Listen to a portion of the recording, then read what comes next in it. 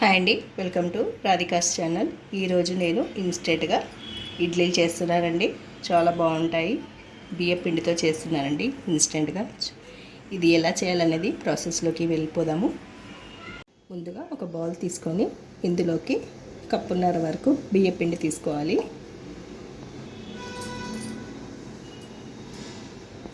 ఒక half cup Bombay రవ్వ వేసుకోవాలి.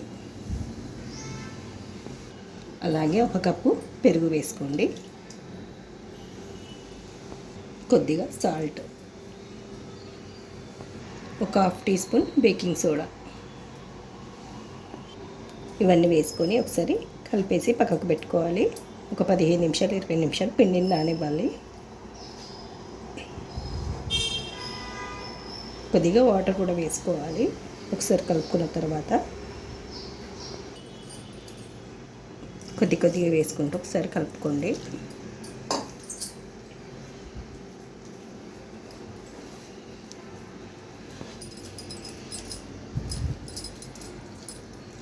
ఇలా మొత్తం కలిసే విధంగా కలిపేసి ఇంకొంచెం వాటర్ వేసుకొని పక్కకు పెట్టేసుకోవాలండి.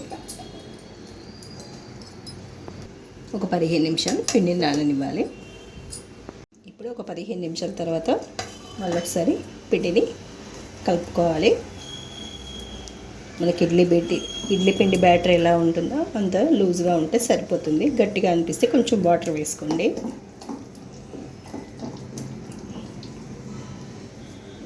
సరిపోయిందండి నాకైతే.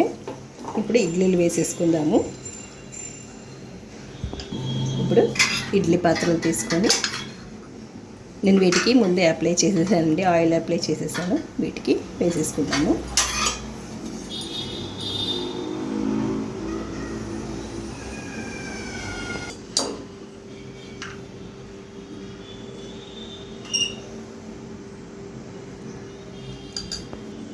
ఇలా అన్ని పాత్రల్లోకి వేసేసి పెట్టేసుకుందాము.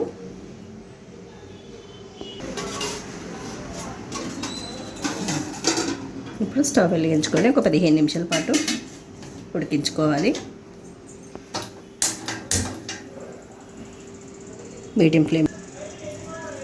మంటను మీడియం ఫ్లేమ్లో పెట్టుకోండి.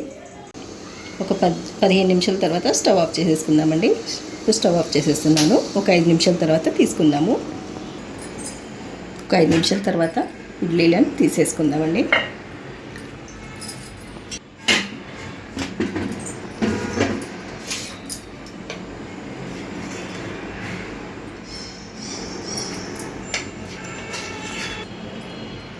ఇలా ఇన్స్టెంట్గా ఇడ్లీలు ప్రిపేర్ చేసుకోవచ్చండి.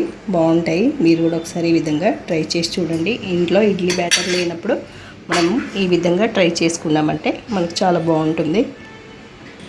నేను ఇక్కడ పల్లి చట్నీతో తీసుకుంటున్నాను అండి. మీరు ఏ చట్నీతో అయినా తీసుకోండి.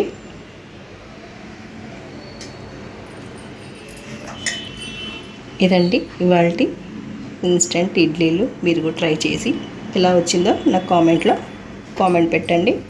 మరిన్ని వీడియోస్ కోసం నా పక్కనే ఉన్న బెల్ ఐకాన్ని క్లిక్ చేయండి. Thank you for watching.